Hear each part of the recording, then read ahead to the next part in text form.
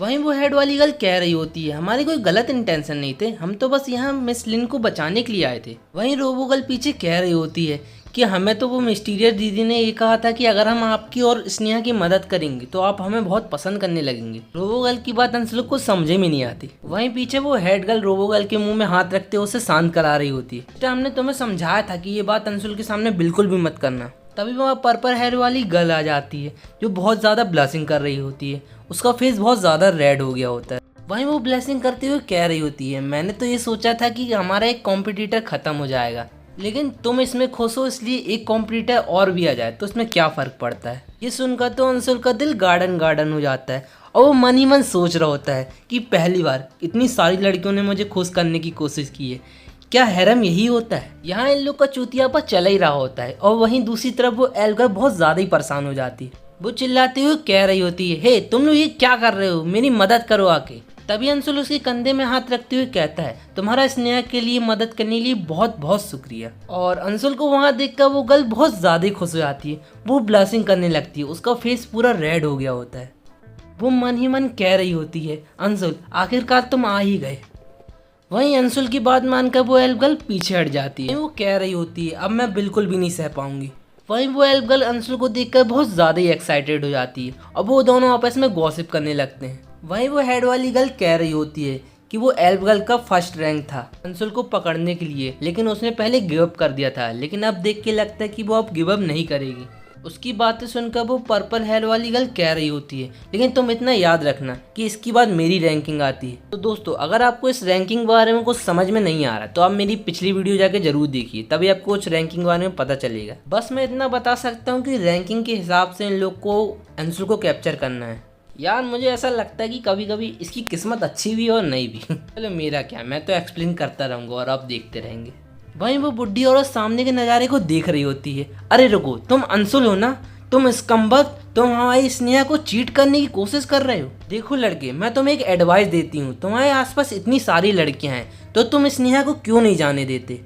उस बुढ़ी औरत की बात सुनकर अंशुल बहुत ज़्यादा गुस्सा हो जाता है और वो अपने दांत पीसते हुए कह रहा होता है पहले तुम लोगों ने मुझे मरवाने की कोशिश की ये जानते हुए कि मैं लिन फैमिली का सन इन लॉ हूँ, और इसके बाद भी तुम लोग ये चाहते हो कि मैं स्नेहा को छोड़ दूँ।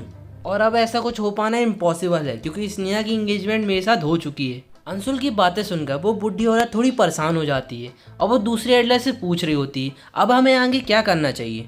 वहीं दूसरा एडलर बहुत ज़्यादा ही घबरा गया होता है, उसके चेहरे से पसीना आ रहा होता है। वहीं वो अपनी कांपती आवाज़ में कह रहा होता है ये एक ऑर्डिनरी पर्सन हो नहीं सकता, इसने इतनी आसानी से हमारे अटैक को रोक दिया।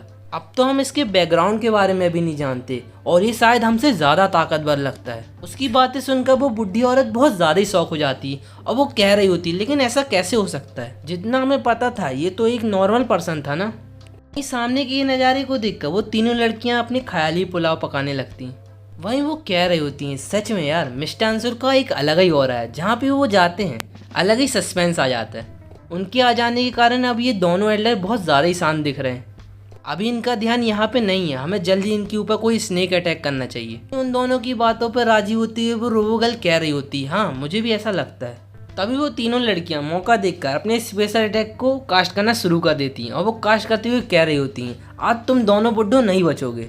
वो तीनों के अटैक वो दोनों एडलर को लगने ही वाले होते हैं कि तभी उनको बचाते हुए वहाँ फैमिली हेड आ जाते हैं। तभी वो फैमिली हेड अपना सीना चौड़ा करते हुए अपनी भारी आवाज़ में कह रहे होते हैं तुम कमबख्त लोगों ने आज लिन फैमिली को प्रवोक करने की कोशिश की है। तुम लोगों को बता दूं जिस किसी ने भी लिन फैमिली को परेशान करने की भी कोशिश की है वो दूसरे दिन अपनी एग्जिस्टेंस तक खो देता है, और तुम लोगों ने लिन फैमिली पर अटैक करने की कोशिश की है। और अंशुल तूने तो लिन फैमिली को धोखा दिया है, आज मैं यहाँ सबको जाने दूंगा लेकिन तू आज जिंदा वापस जाएगा ही नहीं।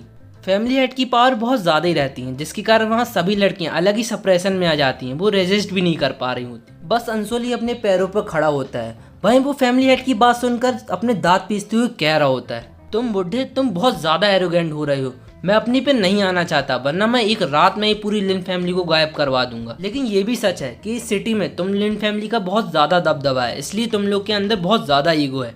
लेकिन तुम लोग का ये ईगो खत्म करने के लिए मुझे तुम लोग को सबक सिखाना ही होगा। लेकिन मैं जो अब करने वाला हूँ ना उससे लिन फैमिली पर एक बहुत बड़ा डिजास्टर आने वाला है, और इस बार मैं तब तक नहीं रुकूंगा जब तक तुम लोग स्नेहा को छोड़ नहीं देते।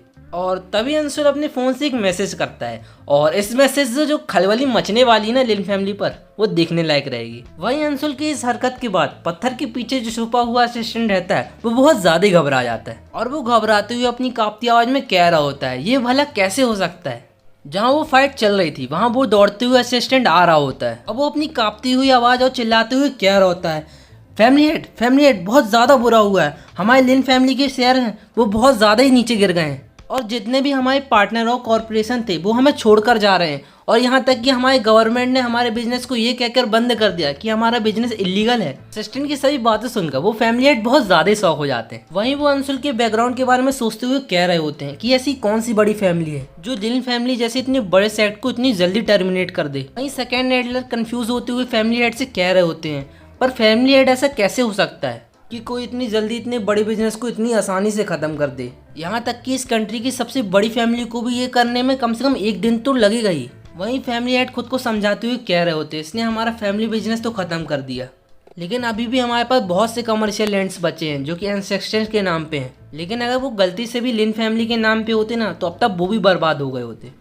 वहीं एल्डर्स ऑफ फैमिली हेड की ये हालत देखकर अंशुल बहुत ज़्यादा खुश हो जाता है और वो हंसते हुए कहता है तो तुम लिन फैमिली वालों का एरोगेंस खत्म हुआ। देखो तुम लोग अपना ईगो बचाने के चक्कर में तुम लोग ये तो नहीं सोच रहे कि तुम्हारा एंसेस्टर तुम लोग को आके बचाएगा। अंशुल की ये सारी बातें सुनकर वहाँ के सभी लोग बहुत ज़्यादा शौक हो जाते हैं और उसे एक टक देख ही रहे होते हैं। एक मामूली से दिखने वाले लड़के ने कुछ घंटों के अंदर पूरी लिन फैमिली के बिजनेस को एक ही बार में ख़त्म कर दिया। अंशुल की बातें सुनकर वो फैमिली हेड बहुत ज़्यादा चढ़ जाते हैं और वो अपनी दांत पीसते हुए कह रहे होते हैं लड़के भले ही तूने हमारे पूरे फैमिली बिजनेस को ख़त्म कर दिया है लेकिन तू अभी भी इतना कैपेबल नहीं है जो हमारे एंसेस्टर के सामने खड़ा भी हो सके। लेकिन आज मैं तेरी इस हरकत के कारण मैं तुझे आज यहाँ से जिंदा जाने ही नहीं दूंगा। फैमिली हेड की बातों सुनकर अंशुल हंसते हुए कह रहा होता है बुढ़े तेरी बुंड में इतना दम नहीं जो तू मुझे यहाँ से जाने से रोक पाए। अंशुल की ये बात सुनकर फैमिली हेड का पारा तो 7वें आसमान में पहुँच जाता है और तभी वो स्पिरिचुअल हेवन सॉर्ड को समन करते हैं। तभी फैमिली हेड अपनी दांत पीसते हुए कहते हैं तू एरोगेंट लड़के, आज जो तूने किया है आज तू अपनी किस्मत को बहुत कोसेगा।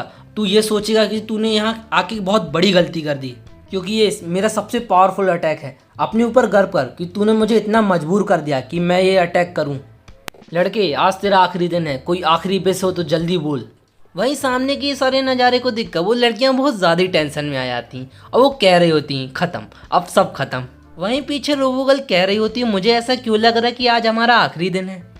वहीं दूसरी तरफ वो हेड गर्ल वहाँ से भागने की अलग ही तैयारी कर रही होती है। उस अटैक को देखकर अंशुल हंसते हुए कह रहा होता है क्या ये तुम्हारा सबसे पावरफुल अटैक है? बुड्ढे तेरे को क्या लगता है कि मुझे यहाँ आने का तू अफसोस कराएगा?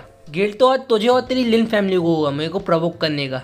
तभी अंशुल सिस्टम की दी गई इमॉर्टल मिस्टीरियस बॉडी को एक्टिवेट कर देता है जिसके कारण उसकी पावर पहले से 10 गुना ज़्यादा बढ़ जाती है। अंशुल की पावर इतनी ज़्यादा बढ़ जाती है कि वो उस शॉट को अपने बस हाथों से रोक देता है। लिन फैमिली के फैमिली हेड बुड्ढे देख आज मैंने तेरी सबसे पावरफुल अटैक को अपने हाथों से ही रोक दिया। तभी अंशुल अपनी छिपी हुई पावर को सबके सामने रिवील करता है और हवा में फ्लोट करने लगता है।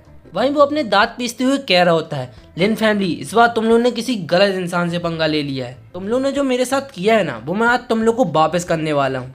तभी अंशुल गुस्से से अपना ऑरा रिलीज करने लगता है और उसका प्रेशर इतना ज़्यादा रहता है कि वो दोनों एडर और वो फैमिली हेड उड़ के बाहर जाने लगते हैं। अंशुल की इस कमाल की ताकत को देखकर वहाँ सभी लोग बहुत ज़्यादा ही शौक हो जाते हैं। अंशुल के इस कमाल के प्रेशर के कारण वो फैमिली हेड तक नहीं उठ पाता और वहीं वो फैमिली हेड अपने दांत पीसते हुए कहता है इम्पॉसिबल, इस पूरे मॉर्टल वर्ल्ड में ऐसा कोई नहीं है जो हम लिन फैमिली वालों को टक्कर भी ना दे सके, लेकिन तुम कौन हो जो हमें इतनी आसानी से हरा पा रहे हो।